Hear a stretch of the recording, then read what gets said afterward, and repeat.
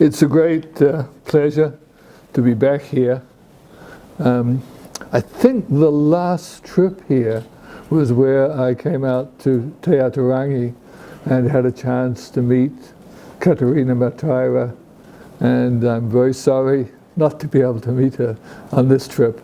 I learned a huge amount about the activities and the development of Te Reo Maori from her. But essentially, as you've been told, I decided to talk today about a friend and colleague who died just 2 months ago.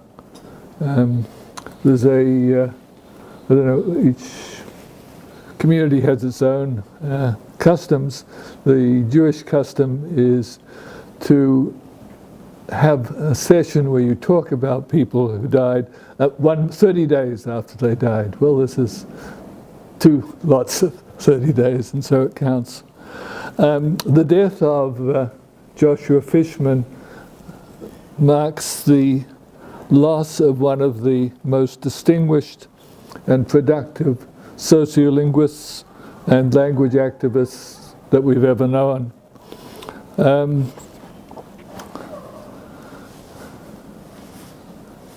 And one of my strongest memories is watching him chat happily with a young native speaker of Maori.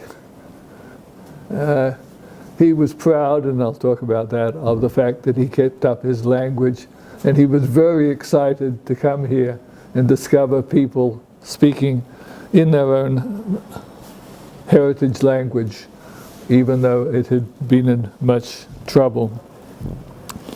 For Joshua, or Schickel, as many people call him, essentially all the work he did in sociolinguistics and as a language activist with other communities was trying to answer the questions his father kept asking him. His father was a Yiddishist, and he kept saying to him, "Schickel, what have you done for Yiddish today?" And as you'll see, he spent his whole life answering that question.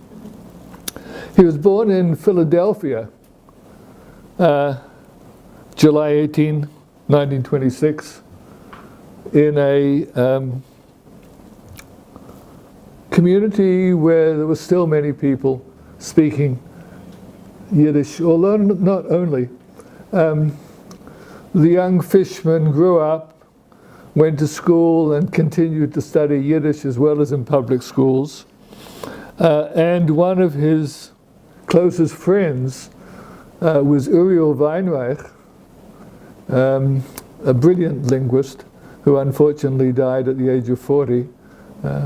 Did fantastic work on semantics, but many of you, if you've ever studied bilingualism, will know his doctoral dissertation, Languages in Contact, which was the first serious attempt to sum up research on bilingualism. For him, languages in contact, where did languages come in contact, was in the head of a bilingual. So that to understand what happened when you have bilingualism, you had to look at people like that, and that's what the regular issue was. Now, Uriel's father, Max Weinreich, was one of the greatest scholars of Yiddish of modern times. He wrote a very large book called The History of Yiddish that Joshua Fishman helped translate into English. There was a 1-volume edition which I used to use until just a year ago. They published a new version with the footnotes. That took an extra volume. So the book is now twice the size that it was because it has all sorts of details and very important footnotes. Very often he makes a statement in the main text, and then in the footnote he says, well, on the other hand, there are certain possibilities that you have to consider. one of the issues which is a critical issue in trying to understand the history of Yiddish is, where did it start? We don't know, basically. We have one theory which Max Weinreich puts forward as the main theory, which is that in the Rhineland, between France and Germany, Jewish immigrants who previously had lived in France before and spoke a kind of Old French, moved into this area, met the German speakers. This was before the Crusades. Things were still peaceful. They were still able to relate to their environment. And they started speaking a language which was a variety of Middle High German. That's one theory. There's another theory which, in the footnote, Max Weinreich says might be true. And that is, it wasn't in the Rhineland, it was in Bavaria, further east, in Regensburg. And that Regensburg was where this happened. There's good evidence that as Yiddish developed, it had Bavarian influence. But there's a new one, an even more interesting theory, is it wasn't in Germany at all. It was in what is now the Czech Republic, in Prague. And that round about the 12th or 13th century, Jews living in Prague and speaking, well, what would they speak? Slavic, a kind of Jewish Slavic variety, came in contact with Bavarians who conquered Prague and brought in German as a language. So you've got all these theories sitting around, and as far as I can tell, no way of ever deciding them. When you go back to the past history of a group, it's always complicated. All right, so Max Weinreich was also a neighbor. Max Weinreich is well known for the statement that, what is it? A dialect is a language without an army or a navy. The other interesting thing about that one is nobody knows who said it. Lots of people have articles saying, I think it was said by so-and-so and so-and-so. But if you actually go back to Max Weinreich's own account, he said, one day I was teaching a class, and one, I think Taylor, he said, in the class, an older man, came up with that and said, what do you think about a dialect? Do you think it's a language without an army and a navy? And Weinreich kept quoting that after that.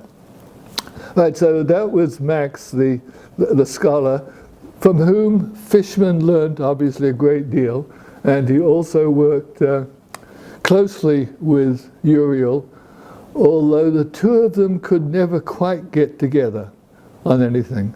They wanted to write a theory of the sociolinguistics, but Weinreich was too much a linguist, and Fishman was too much a sociologist for them ever to agree on how to put that together. So that critical paper never got written, and you could say essentially that's why we still don't have a theory of sociolinguistics that people accept. There's another very interesting thing about that street they lived on in Philadelphia. Over the road was William Chomsky. William Chomsky was actually, he called himself Chomsky, William Chomsky. He was a Hebrew scholar and very keen on the revival of Hebrew. Of course, Fishman's father disagreed. Fishman's father wanted people to maintain Yiddish. Chomsky wanted people to switch to Hebrew. And his son, Noam Chomsky, who you've all heard about in linguistics, wrote his MA on Hebrew and proceeded to carry on and move into linguistics and completely change the field and ignore completely the speakers of the language, but that was the difference between the approaches. Fishman was educated at public schools in Philadelphia and at schools that taught Yiddish. From 1944 until 1948, he went to the University of Pennsylvania, where he earned a bachelor's and a master's degree. In summer of '48, he studied Yiddish with Max Weinreich. And shortly after, in '47, he published his first article, which was an article dealing with Yiddish.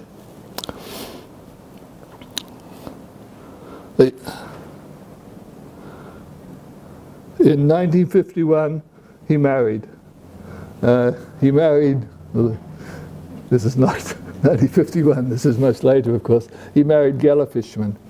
Gela actually grew up speaking English, but went to training college to become a Yiddish teacher, and built up her ability in Yiddish, and then essentially concentrated the rest of her life on two things. One was looking after Joshua, and whenever they moved around the world, wherever they arrived, she would make sure he was comfortable and could sit and keep writing. Well, she did all the cooking and cleaning and ordering and arranging life. And the other thing she worried about were the grandchildren. She wanted her grandchildren to speak Yiddish, and so she organized everything she could for them to learn Yiddish. They organized a summer camp for the Fishman grandchildren, which used Yiddish. She bought books in English and pasted over the English with Yiddish and read the books to them and so on, and did everything she could to make sure they learned Yiddish. As a result, their two children are both, as Joshua put it, native speakers of Yiddish. David is a professor who teaches East European studies. Avi is a hospital administrator, and his children speak Yiddish, and of course David's children also speak Yiddish, even though his second wife is Italian. And he made sure she started teaching them Yiddish. Go back to Fishman. He became an associate professor first at University of Pennsylvania, where he taught psychology and sociology, and then at Yeshiva University. And Yeshiva University became his official home. Although what he remarked, what to me once, he said, the president of Yeshiva University said to him, "Fishman, remember, Yeshiva University is the university you're full-time on leave from." And every time he got scholarships and fellowships, which he did many times, and was big research grants, he went away somewhere else to actually do it. To start off with, he had been an educational psychologist in the Jewish Education Committee of New York. He studied psychology at Columbia, where he earned his PhD. He worked for a couple of years for the College Entrance Examination Board, which is the group that runs university entrance examinations in the United States. And then he got the appointment at Pennsylvania for 2 years, then finally moved to Yeshiva University as a professor of psychology and sociology. And he stayed there, becoming in due course dean and vice president and so on.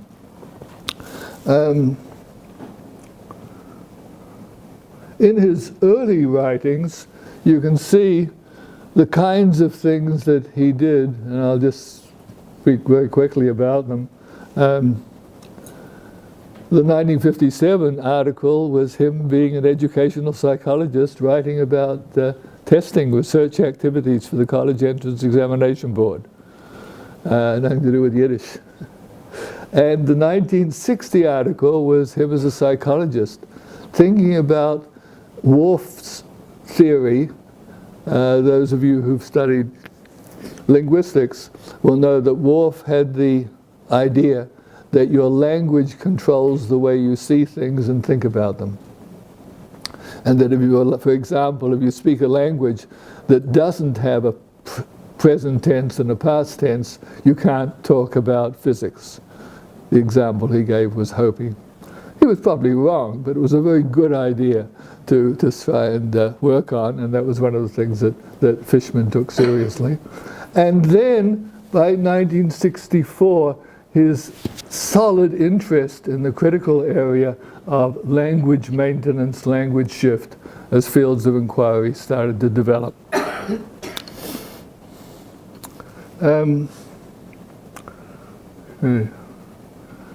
He is associated with a number of universities. On the left is Yeshiva University, the university that he was associated with all his life, and he finished up even teaching a course there at the very end, past retirement age, in medical research methods. Stanford University he fell in love with and got appointments to, and would spend every second year there, and actually all his papers and all his documents are now stored there. Other places he got to, Princeton, at the Princeton Institute, simply a research institute, a major one. The East-West Center in Hawaii, where he spent a year, complained to me that it rained every day in Hawaii. He hadn't thought of that.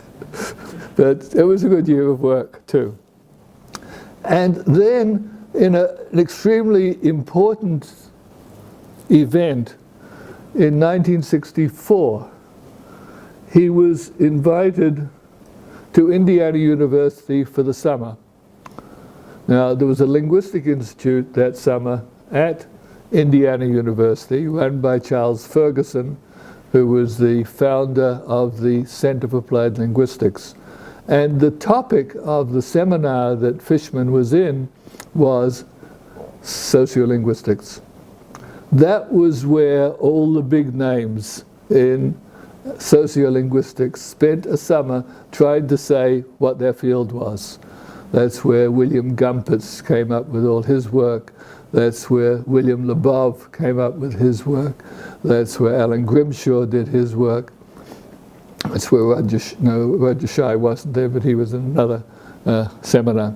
That's where the people who found, Einar Haugen, the people who founded sociolinguistics and the study of language and society, essentially were there that summer trying to work out whether they had anything to say in common.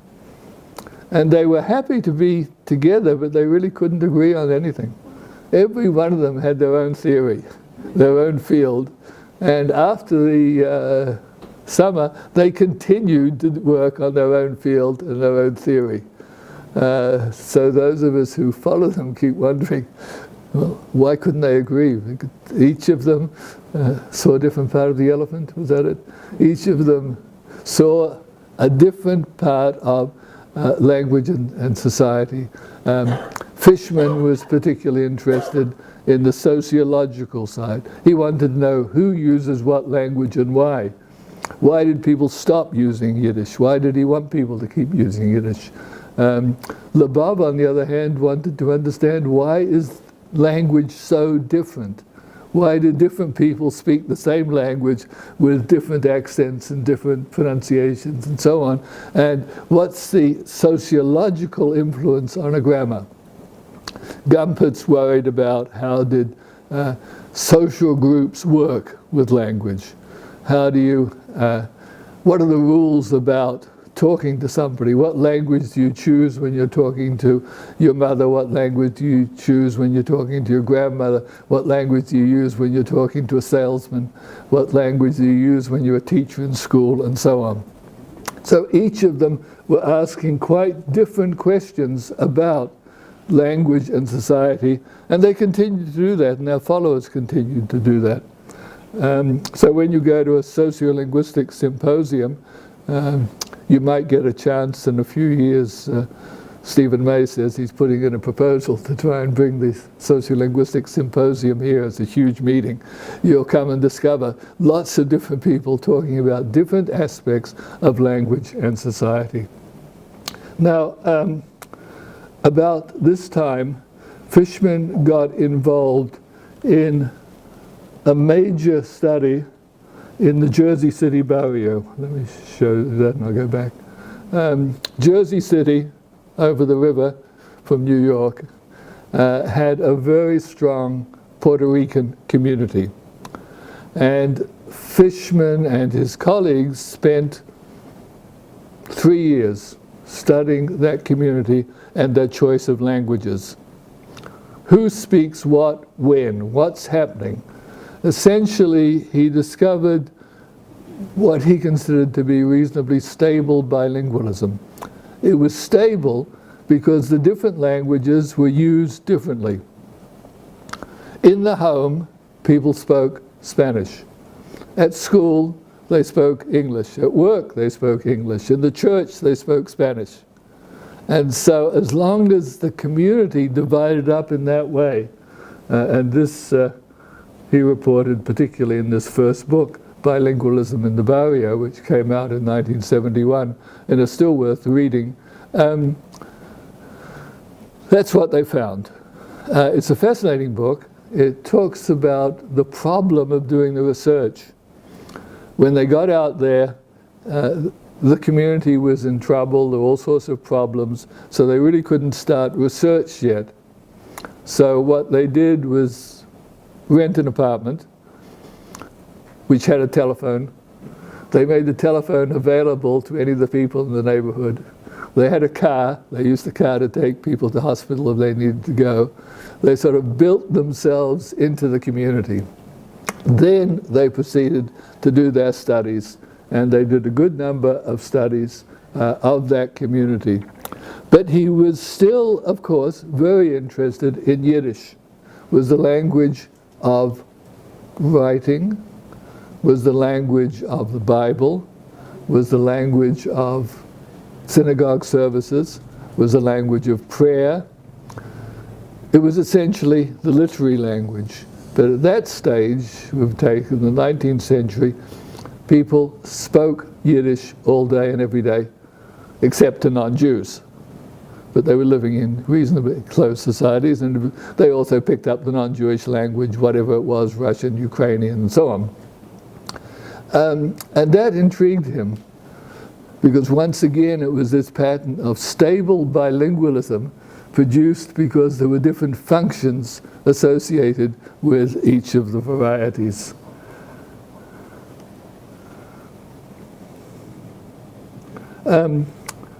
The East European community consisted essentially in Eastern Europe, in Poland, of the ghettos, the Städtlach of East Europe, and some larger settlements, including Vilna. Vilna was where a huge amount of scholarship went on and a lot of education. Following up on his other interests then, working with people he had known in Bloomington, he published a very important collection, which he edited with Ferguson and Dasgupta, on the language problems of developing nations. This was essentially the beginning of what might be called classical language planning. When a government suddenly discovers it has more than one language and it doesn't know what to do about it. And so they looked at the communities where this was true, the countries that were growing, the newly independent countries in the 1960s, and he particularly worked on theories of how to deal with this, what happens in each of the countries. Enormous problems when you had a country like India, with hundreds of languages. So what do? You're independent. You've got rid of the British. What should you do? Well, it was very simple. All the Hindus said, oh, obviously everybody should speak Hindi. And all the Muslims said, we don't want to. We'll have our own country. So they built Pakistan. Now, when they built Pakistan, they said, oh, what should we do? We need a language. So they took Hindustani and they wrote it in Arabic Persian letters, and they borrowed words from Arabic and Persian, and they called it Urdu. That had been more or less the language of the British Army. So that was Pakistan out of the way, except now the problem was Urdu was a minority language, even though it was the official language. Most people in Pakistan spoke other languages. The people of Bengal got so angry that they separated and established Bangladesh. And Bangladesh, a very sad country with lots of problems, is the language where they speak Bangla, and that was how they separated out. Pakistan kept up Urdu, but people continued to speak the other languages. India tried very hard. They came up with a policy that said each of the states should follow more or less the boundaries of the various languages. So that if you had a state where everybody spoke Tamil, like in the south, then that would be the provincial, the state language there. But everybody, they said, should also speak Hindi. And it's very important that everybody stop speaking English. It didn't happen. The Constitution named the other languages. There was a 3-language policy, but English kept going because English was extremely useful. One of the struggles, of course, that many people face. If you're trying to push for one language, there's a sort of basic rule in what happens to languages. Big fish eat middle-sized fish, and middle-sized fish eat little fish. And if you're a little fish, it's a struggle to keep out of the mouths of a middle-sized fish, because that's the one that's going to give you trouble. I just had a letter from somebody in Indonesia saying, we have trouble with Balinese. We want to keep our language. So what's the threat? Is it English? No. Is it Dutch, which used to be the language of Indonesia? No, it's Indonesian. See, Indonesian is now the language of Indonesia. Then the Balinese are expected to give up their language for and you'll find the same pattern regularly in many parts of the world, including South Africa, where the African languages are generally either being replaced by English or by another major language like Swahili.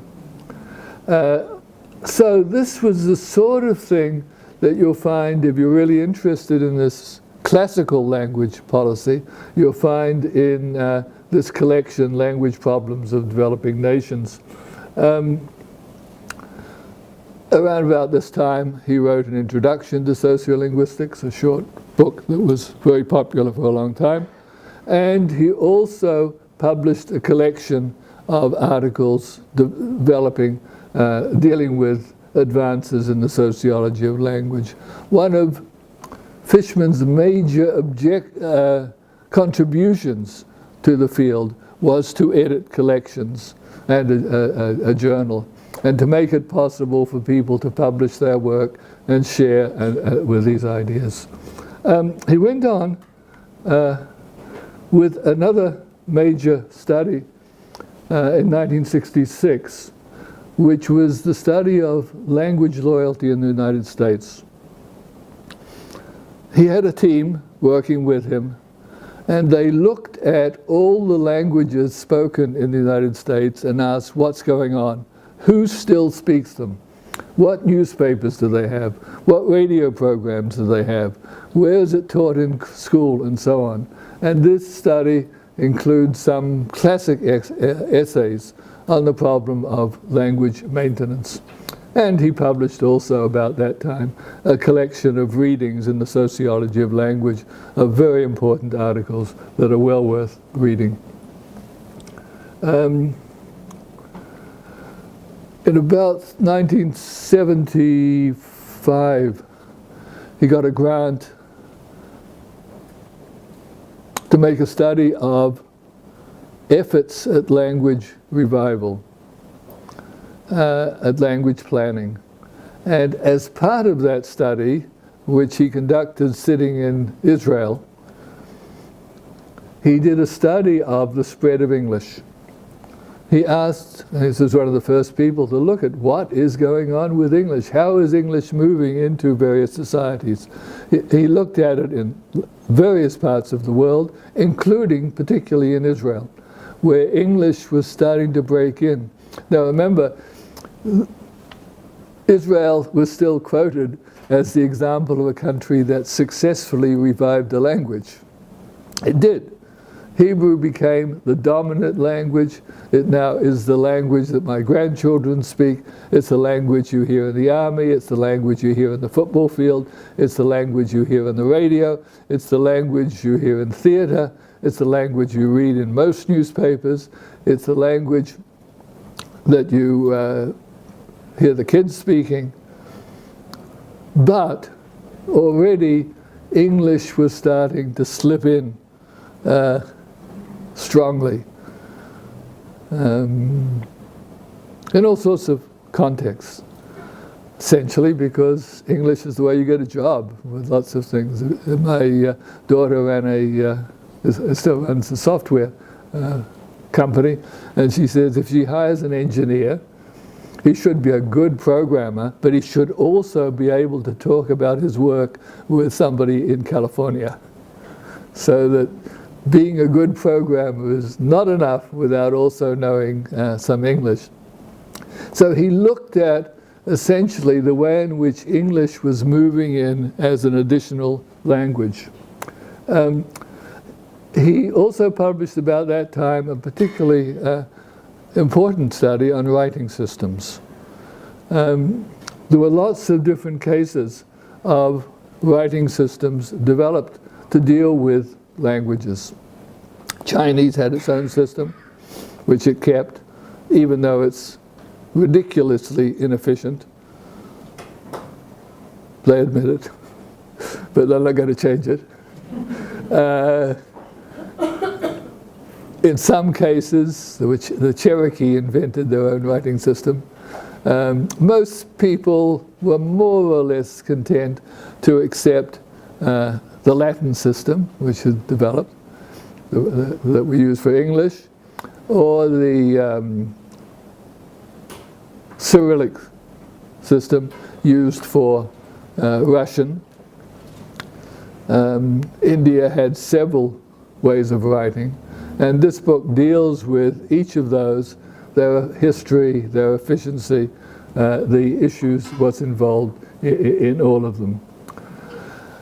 At about this time, he published what to me was a very important collection, where he collected papers by people working with Jewish languages. Essentially what happened with Jews as far as language is concerned is something like this. Up until the Babylonians conquered Judah, everybody spoke Hebrew. From how long is a big question. But after 700, people started speaking the language that was common in Babylon, Aramaic. And people, not just the Jews who stayed in Babylon, but also those who returned to Judah, became independent but started using Aramaic as their daily vernacular. They kept Hebrew for the Bible, and they wrote books in Hebrew still, but they very often used Aramaic. And round about a little bit, this is 700 before the Common Era, about 300 or 400 years later, the Greeks marched in and took over. And so people started speaking Greek to speak with the government or with the people living in the Greek colonies which were set up all through Judah. So that by the time of Jesus, Jews in that part of the world, in what we want to call Roman Palestine, let's say, were speaking Aramaic or Greek or Hebrew, depending on where they lived, where they were brought up. Many people knew all of them. Intriguingly, the monolingual scholars of Christianity wondered which language did Jesus speak. That anybody who comes from a multilingual situation assumes that he used all of them, according to who he was talking to, where he was talking, and so on, which produces that kind of pattern. Now, what happened after that? Well, the Romans destroyed the temple and exiled the Jews from Palestine. And as they moved around the world, depending on the situation of the host, they picked up the local language, which they changed. They changed because they lived in their own community with their own customs, their own ideas. And so various Jewish languages developed. For example, in North Africa, Jews began to speak, and some of them to write, a kind of Jewish Arabic. And that is still almost alive today. There's still some speakers around. Jews moved into Spain with the Muslim conquest. And for a period, they were using Spanish and Arabic, and they knew Hebrew. Then in 1492, they were expelled from Spain. And they took the Spanish with them, and it changed. And it became a language that has lots of names. Sometimes we call it Judesmo, sometimes we call it Judeo-Spanish, sometimes we call it the Dino, and in North Africa they call it Hezekiah. It's a language based on Spanish, but with a lot of Hebrew influence. And so on, all around the world, this kind of process continued, and this book, edited by Fishman, essentially made this kind of study respectable, and more people got involved in it. I'm now deeply involved. My last book was on this issue. In a lot of his work, Fishman worked, as you see in this first book, The Spread of English, with Robert Cooper, who was also a sociolinguist. There he is with my wife. It's the only photo I could find of him. He died a few years ago. He was a brilliant sociolinguist who did a lot of very interesting studies. One of his big studies was a study of the language of the marketplace. Who speaks what language in a marketplace in a multilingual community? And he did that study in Ethiopia. And what he found essentially going around the Ethiopian markets was that the person who's selling learns the language of the people who are buying. Okay? And we still see that. Cooper worked with me on a study in the old city of Jerusalem, and we'd see the merchants sitting outside their little booths, and they would try and recognize where people came from, and they would speak to them in their language if they could get it. Say, come in, we can sell you something. Well, Fishman, in the meantime, continued, moved on, became dean for a while, became vice president as a while. He wasn't terribly interested in it, I'm pretty sure, because he really wanted to keep up his research. That was his life. And about 1990 came up with a particularly relevant book, a very important book that anybody interested in language revitalization has to know. What is reversing language shift and how can it succeed? Well, that's the journal article. There are two books with with reversing language shift in the title. And the very interesting thing, the first book he asked people to write, he wrote something about all the countries he knew, all the peoples he knew, including Maori. In the second book, he asked people to comment on his first book. And he said to them, you write about this thing that I've already written about and say if you agree with me or not. Most of them disagreed a little bit. But you won't find very often scholars inviting people to publish articles attacking their work. And then he did a number of very interesting studies of Yiddish development. Chernovich in 1908 was a critically important conference. Chernovich is in the Ukraine. And a group of people got together and said, we should do something about the Yiddish language. We should make it official. We should revive it and not just speak it. Now, the interesting thing is that that period in 1908, people who spoke Yiddish would still write Hebrew. If a rabbi would give his sermons in the synagogue in Yiddish, but then he would publish them after a number of years in Hebrew, because that was a respectable language to publish things in. Occasionally people would publish books in Yiddish, usually with an apology. We have written this book in Yiddish so that women and ignorant men can read it.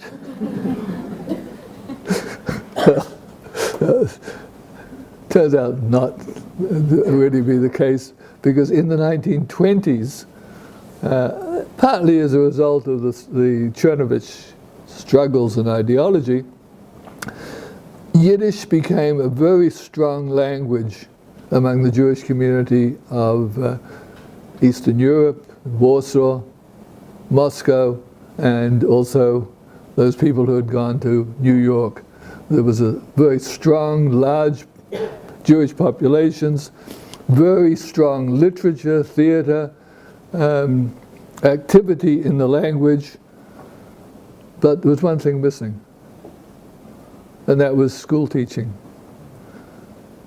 Nobody taught Yiddish in school. Not nobody, but very, very few people. Which really meant the language was in trouble, because the speakers got older, the writers got older, and the children grew up not understanding them. So that Chernovich was important for 30 years. But then, of course, what happened, remember, 30 years later, Hitler came along and killed most of the Yiddish speakers of Poland and the Ukraine. And Stalin finished them off, said you can't speak Yiddish anymore, arrested and killed a lot of Yiddish poets. And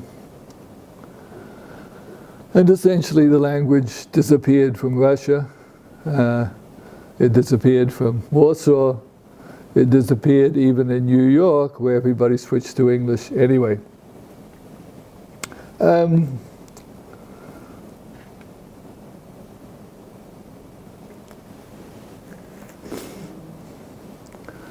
Fishman has a sort of autobiographical article in which he saw the close relationship, and the title tells you, my life through my work through my life.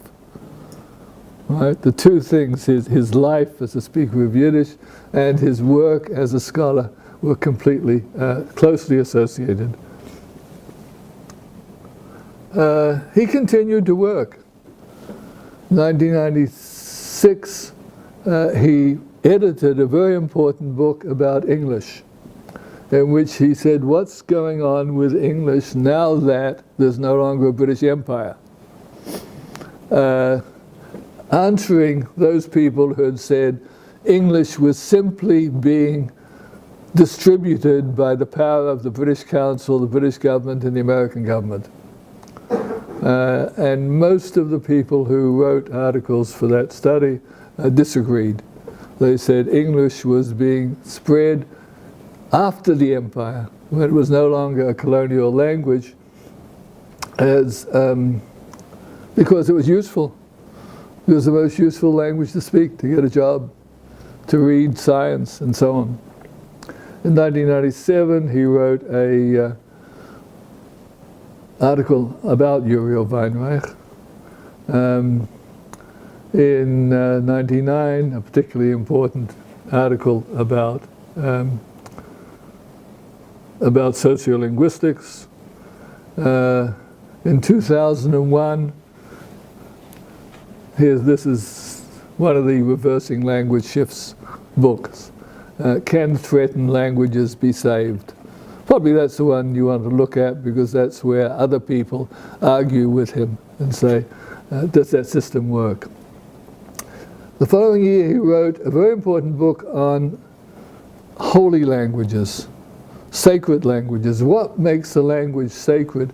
And essentially, there's two parts to the argument. One was when it's the language used by a religion, when it's Latin used by the Christian church, or Arabic used by Islam, or Hebrew used by the Jews, or Sanskrit used by Hindus, and so on. That language has a very special status. And very often there are very intriguing studies showing, for example, in New Zealand, that the churches have had a lot of influence on the maintenance of Polynesian languages, even though the rest of society and the government chooses to ignore language when talking about Pacifica. He has another article about the holiness of Yiddish, in which he adds to it, the language has to be holy because of all the people who spoke it and were killed, and the wonderful literature that was there that was destroyed. But that's more or less a very brief sketch of some of the books he wrote and some of the scholarship he did. But another extremely important part of his life was his work as a language activist.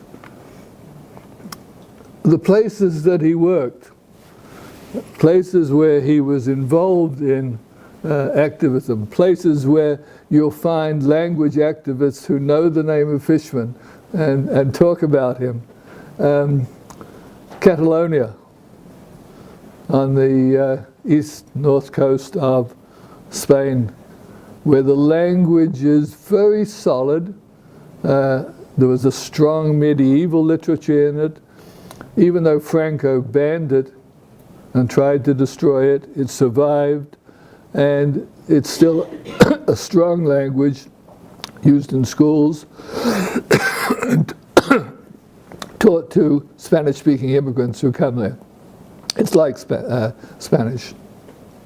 Or the Basque area in between the border between France and Spain. Basque is a fascinating language because it doesn't have any other language related to it. You can't find anything else that's like French and Spanish are related, English and German are related. You can't find anything at all related to Basque. It was isolated. It was the language that continued to be spoken in the mountain areas where neither France nor Spain could actually move in on them to start with. So it was a very strong spoken language, but it didn't develop a literature. Catalonia had a very strong literature.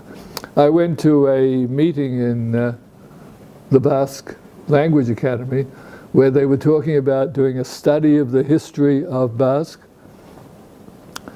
They said, well, we can't, normally when you do a study of the history of a language, you go back to the written texts, but there weren't any. So what they looked for were references to people speaking Basque. Somebody went to church and heard somebody speaking Basque, and they wrote that down, and that was the sort of thing they were going to look at to find out evidence for the use of Basque in the area. In Latin America, many languages are struggling to survive. Quechua is one of them. Quechua is a strong culture and a strong language, but was not recognized for many years by the Spanish. Some of the governments now are starting to recognize it. But switching to another part of the world, going north, in the north of Norway, Finland, and Sweden, the Sami. We used to call them Lapps, but they don't like that name. So now we call them Sami, just the same way we used to talk about Eskimos, and now we talk about Inuit. These are cultures that appreciate Fishman because he's been there, with Geller looking after him. And he's talked to them, and he's encouraged them to revive their languages. Another very interesting group, I went to a conference in Frisia with Fishman once. Frisia is in the north of the Netherlands. And what's interesting about it is that it's very close to English, compared to even closer than Dutch. And there's a very strong Frisian language revival group. There's a lot of literature written in it, they want to speak it. Not in the cities, though. In the city they have their own dialect of Dutch. In the countryside they speak Frisian, would like to have it kept. The government did recognize it for a while and it stopped again. But a few years ago, from one of my acquaintances or friends, they sent 3 young Frisian student teachers out to Israel for a couple of months. And they sat in my class on bilingualism. And my students said to them, okay, well, you're going to teach in Frisian. Yes, of course. Why? Is it different from Dutch? Oh, yeah, it's a different language. Are you different in religion? No, of course not. Are you different in culture? No, of course not. Are you different in any way apart from language? No. And my students couldn't understand them. Why did they want their language if that really wasn't separating them out, or if that was all that was separating them out? But Frisian exists with a certain amount of effort, a certain amount of problems still. Wales is more successful. Wales has a strong government policy on reviving Welsh. It's more successful in official situations because they worried about how to get all the government agencies and the non-government agencies to support the language. But also it's strong in the north. I was at a conference with my wife who was invited to the conference there in the north of Wales, in Bangor, and went into a store to get my iPhone fixed, and the technicians were working partly in English and partly in Welsh. The woman standing behind me was holding a baby, and she was talking to the baby partly in Welsh and partly in English. You can see the language was really still alive there. Irish has had a harder road to hoe, is that the term? It's not doing very well. And we keep wondering why not. Irish is still spoken in the Gaeltacht, which is the extreme southwest of Ireland. But it's looked on by the people from elsewhere as not a terribly important language. It was very important, and its revival, interestingly enough, started exactly at the same time as the revival of Hebrew in the 1890s. But I think there were a couple of critical things. One is there were still speakers of the language in the Gaeltacht, and they were farmers and not greatly respected. And they would complain, as you might have heard some elder Maoris complain, that the Maori, that is the Irish being spoken by the children out of school, is not good. They're not keeping up the language as we knew it. Okay, that's what happened there. Second thing that's quite important is sort of political. Ireland became independent in 1920. And they no longer had to push Irish to separate themselves from the British government. Israel was still under British mandate until 1948. We sort of had that extra 20 years for the language to be there as the language we speak in order to show we don't want to be conquered. And so it was much more strongly established. I don't have to tell you about what happens in Australia. It's pretty sad. Very few of the languages still survive, and there's very little support for them. Finally, two intriguing comparisons. Hebrew, starting in 1890, was revived. It was a language people, most men, Jewish men, could read and write, but nobody was speaking it. Until the early farmers who went out, left Europe, left the city, left the towns and the professions and became farmers working on the land, said to the teachers in the schools, please speak Hebrew to the children. We want to get rid of being in exile. And it worked. It worked very effectively. The children started speaking the language and they went home and spoke it.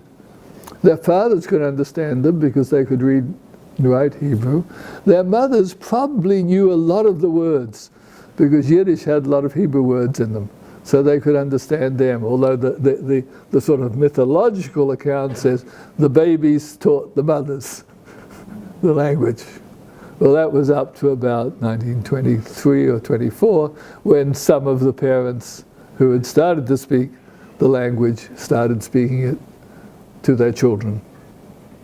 Yiddish, which had been the vernacular of Jews in Eastern Europe, continued as a vernacular only among a small group of very Orthodox, very observant Jews who use it to keep themselves separate, not just from non-Jews, but from the rest of the community, and who still dress in the same way as they dressed in the 19th century, and who won't eat each other's food because they have very strict religious rules, and etc. And they won't serve in the army, which upsets some of us when our children serve the army. Okay. And essentially, Fishman came down on the Yiddish side of that dispute. He would sort of complain that I didn't know Yiddish and that I was using my Hebrew name, Dov, as my first name, while he was using Shikl, a Yiddish name, as his. We argued about it, but we knew we were dealing with exactly the same kind of issue about loyalty. As time went on, Joshua retired. And as an emeritus professor, he continued to work. He didn't give up. He continued to write. He published in 2006 a very interesting book on called "Do Not Leave Your Language Alone," in which he supported people like Timothy Carretou, who want the language to be pure. He went through all the arguments for language purity and generally came down in favor, which would surprise most linguists. He wrote a few other things about European vernacular literacy. Some of his books that you'll see around, I hope the library has some of them, Post-Imperial English is well worth looking at. Reversing Language Shift, you obviously have to know if you're interested in language revitalization. Never Say Die is a major study by articles of people about Yiddish. Language and Nationalism is a particularly important theoretical argument about the relationship between nationhood, and so on. The Readings in the Sociology of Jewish Languages, the Handbook of Languages and Ethnic Identity, and the more recent book, Multilingual Apple, which is about New York and all its languages, and the Exploration in the Sociology of Language and Religion. And all through this period, he was editing the International Journal of the Sociology of Language, which started about 1970, and is still published every month, each issue, dealing with a different topic. It's very exciting because it has some of the basic studies of classical language planning and of sociology of language. I finish up with a few shots that I happen to have of Fishman's relationship here. He came, he liked what he saw. He was very excited. He was going through a hard time in his life at that stage, but he was so happy to see things like the Wahoo family, who were all speaking Maori. And that was important. He met Richard Benton, who, remember, whose study of the state of the language provided the push for the regeneration movement. He met Hohepa and encouraged him. And so, essentially, you can think of it from the point of view that he was answering 4 questions. His father's question, Shekel, what did you do for Yiddish today? And obviously his answer was, I kept speaking it. I made sure my children speak it. I made sure my grandchildren speak it. And I tell everybody else they should as well. Right? Oh, you can ask also, Professor Fishman, what did you do about the sociology of language? He invented it. It wasn't a field until he decided this is a field to study. The study of the relationship between language and society from a sociological point of view, looking at what happens to language. You can ask Fishman, what did you do for endangered languages? Well, essentially he traveled all around the world and visited them and encouraged them. What did you do for language diversity today? And essentially he argued that that is exactly what one should be doing. So Joshua and Gela were language activists and scholars at the same time, and can they inspire us to be multilingual, preserve our languages, make sure that they're kept alive? Thank you.